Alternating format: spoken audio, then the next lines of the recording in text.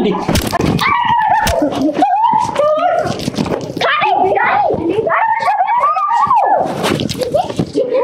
ለቲናም ቢሆን የተለየ ፊት እንዳያሳያት ነገር ዳኒ የምትለኝውን ሁሉ አድርጋለሁ ምንም የተደበቀ ነገር የለም ሚስቴን ስታማግጥ ባይኔ በብረቱ አይቻለሁ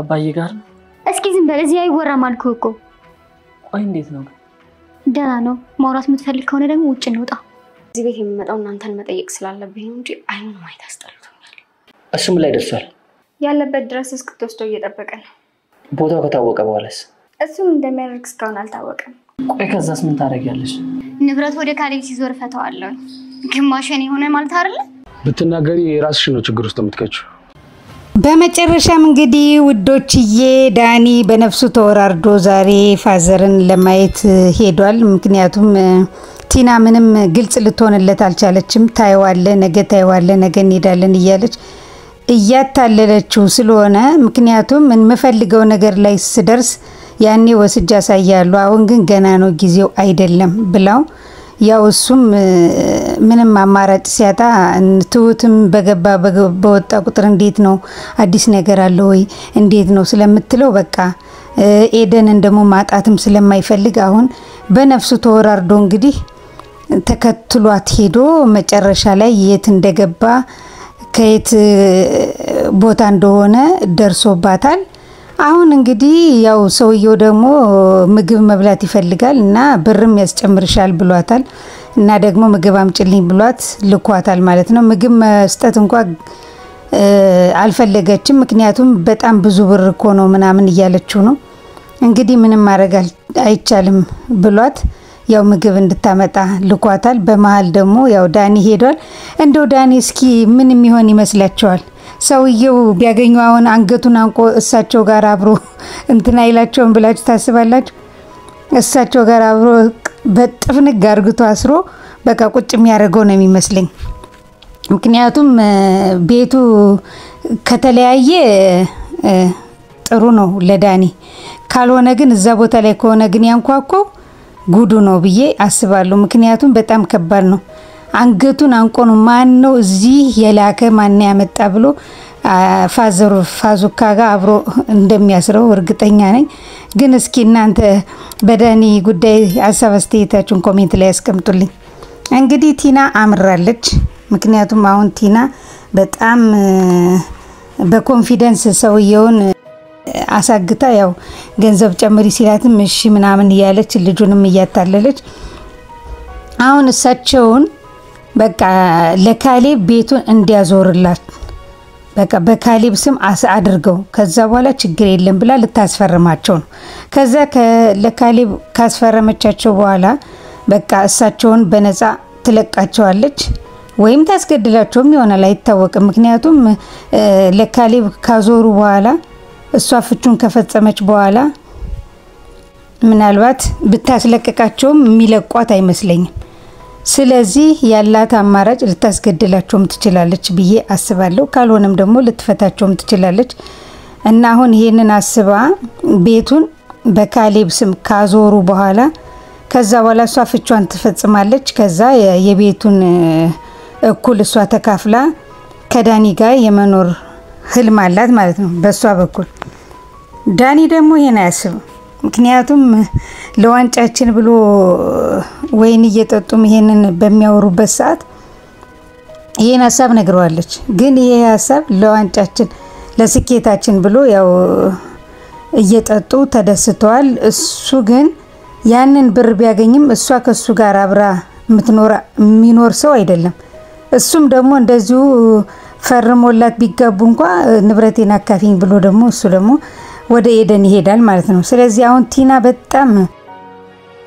እየከሸፈባት ይመስለኛል ምክንያቱም የሰው ገንዘብ የሚመኝ ሰው መጨረሻው ይሄው ነው ወይ ሳትበላውም ትሞት ይሆናል አይታወቅም ለሳቸው የቆፈረችውን ጉድጓድ ራሷ እንዳትገባበት ነው አሁን እኔ የምፈራው ምክንያቱም አካሄዷ በጣም ከባድ ነው ከማን ጋር እንደተጋጨችም አይታወቅም አሁን እሳቸው ቢሞቱም ካሌብ ሲጣርጎ ይገላታል እሱ እስር ቤት ይገባ ሲጀመር እሳቸውን የሆነ ነገር አድርጋ ብትልካቸውም ከሷ ውጪ ማንንም ጠላት እንደሌለ ታውቋል በዚህ ላይም ዳኒ ሰምቷል ዳኒ ማውቋን አሁን እና በጣም ከባድ ነው ቲና አሁን ያለችበት ሰዓት። ምክንያቱም ለገንዘብ ብላ እዚህ ውስጥ ገብታ በዚህ ላይ ደግሞ አንድ ሰው እንዳያይሽ ብሏል።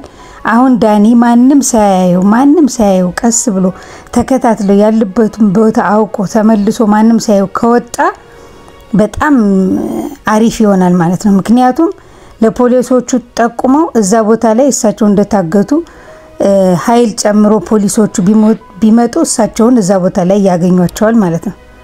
ስለዚህ አሁን ዳኒ በነፍሱ ተወራርዶ እዛ ቤት ውስጥ የገባበት እንትን ምናልባት እነሱ ሳያዩት የሚወጣበት አጋጣሚ ካለ በጣም ደስ ይላል ማለት ነው። ያለበለዚያ ግን እሱ እዛ ቦታ ላይ ያለ እሷ ምግብ ይዛ ስትመጣ አይለኝ ከተያዩ ወይ ደግሞ ሰውየው ወጥቶ ምን ትሰራለህ አንተ እዚህ ምናምን ካለው እንግዲህ ከባድ ነው የሚሆነው። ብቻ ያው የሚሆነውን አብረን እናያለን። እና ካሌብም ደግሞ በጣም ችኩል ነው። እንደ ካሌብ ደግሞ በጣም ችኩል የለም። ይሄን ሁሉ ስህተት የፈጸመው በካሌብ ችግር ነው። ካሌብ በጣም ችኩል ነው። ለነገሮቹ በማስተዋል አይሄድም። አሁን እሱ ዳኒ ፋዘር ያሉበትን ቦታ ለትሁት ነግሯታል። ትሁትም ደግሞ ያው እንግዲህ ካሌብ ችኩል ነው ነገሮችን እንዳያበላሽ። በቃ ፋዘር ያሉት በቲና እጅ ነው። ቲና አሳግታቸው ነው። ስለዚህ አሁን ቀስ በቀስ ያለበትን ቦታ እስከምናቅ ድረስ በተረጋጋ መንፈስ ካሌብን ንገሪው። ችኩል ስለሆነ እሱ ነገሮቹን እንዳያበላሽብን እና ያው ቲናም ስትመጣ ከበፊቱ እንዳይሻልም እንዳይብስባትም በፊት እንደሚያገኛት ሆኖ ጸባዩን አንድ ያድርገው። አንቺም እንዳትቀየሪባት። ምክንያቱም አሁን እሷ ሌላ ውስጥ ስለሆነ ያለችው ትነቃለች። ከነቃች ደግሞ እዛ ቦታ ላይ ወደኛ ላትመጣም ትችላለች እና አሁን እሷን በቅርብ ሆነን ለመከታተል እንዲያመችን አንቺም ፊትሽን አትንሽያት። ካሌብም ደግሞ ፊት እንዳይነሳት በጣምም እንዳይቀርባት ያው ያለውን ሁኔታ በትግስት መጠባበቅ ነው ብሎ ነግሯታል። እሷም እሺ ነግሯለሁ ብላ ያው ቤት ሶስቱም ባሉበት ቀስ ብላ የፋዘር ያሉበት ተገኝቷ ምናምን ብላ ስትል እገላታለሁ ምናምን ብሎ እንደገና ያው ቲና መሆኗን ሲያቅ ተነስቶ ወጥቶ ሲሄድ ያው ዳኒ ተረጋጋ፣ እንዲረጋጋ ንገሪው፣ ያለበዛ ባንነግረው ይሻል ነበር። ምክንያቱም ነገሮቹን ያበላሽብናል። አሁን እሷ ማሳገቷን ካወቀች እዛ ቦታ ላይ ምኩ ትጠፋለች። ስለዚህ ቶሎ ንገሪው ብሏት ያው ትሁት ሄዳ በሚገባው ቋንቋ እንግዲህ አስረድተው እሺ ብሎ ተመልሷል። እና ያው ቢመለስም እንግዲህ ምንም አዲስ ነገር አላገኘም፣ እየጠበቀው ነው። ከዛ የዳኒ ፍቅረኛ ደግሞ መጣች ኤደን።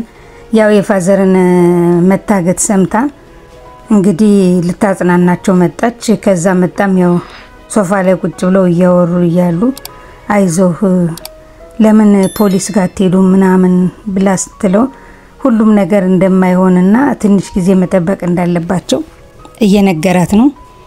ከዛም በቃ አይዞ በቃ እያለች እጁን በመታሻሸው ሰዓት እሱ ዳኒ መጥቶ በቃ እሱም አሁን ስሜታዊ ሆነ። ምክንያቱም በሚወዳት በሚስቱ በፍቅረኛው በአብሮ አደጉ መጣበትና ይዞ በቦክስ ዳኒም ራሱ እዚህ ጋር ስህተት አለበት። ምክንያቱም የራሱን ሚስት አይደል እንደ የካሌብን ሚስት ሲያማግጥ የከረመው ምንም ለካሌብ ማትገባው ሴት ብትሆንም ምናልባት ዳኒ ለወደፊቱ ስለማትሆነው መጥፎ ሴት ስለሆነች አስቦ እሱ ሊጠቀምባት ሊሆን ይችላል። ቢሆንም ግን አንድ ሰው በትዳር ተጣምሮ 80 እስካሰረ ድረስ ሳይፈታት እንደዚህ ሰው ቤት ገብቶ ማማገጥ ጥሩ አይደለምና እሱ እጇን ያዘ ብሎ ይሄን ያህል ካበደ ካሌብ ታዲያ ምን ያህል ትግስተኛ ቢሆን ነው?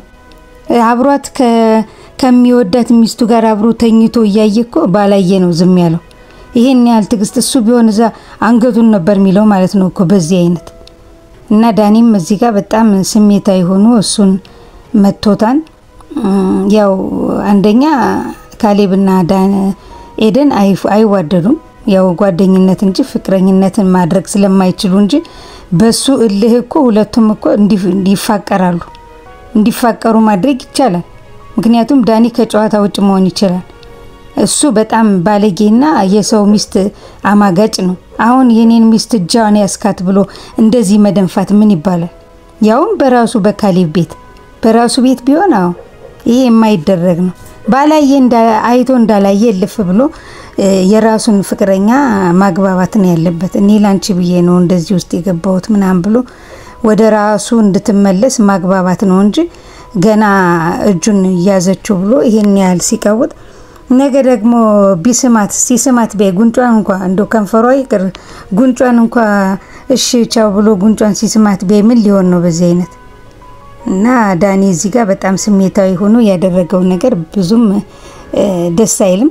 ምክንያቱም የሰው ሚስት እንደዛ ያደረገ አሁን የሱን ሚስት ገና በእጁ አስገብቶ 80 አስሮ በቤቱ ለማያኖራት ሴት እንደዚህ መሆን በጣም ያስጠላል ባይነኝ። እናንተ በዚህ ጉዳይ እስኪ ሀሳብ አስተያየታችሁን ኮሜንት ላይ አስቀምጡልኝ። ያው አሁን ኤዱም እንግዲህ መታ ትሁት ጋር እያወሩ ነበረ።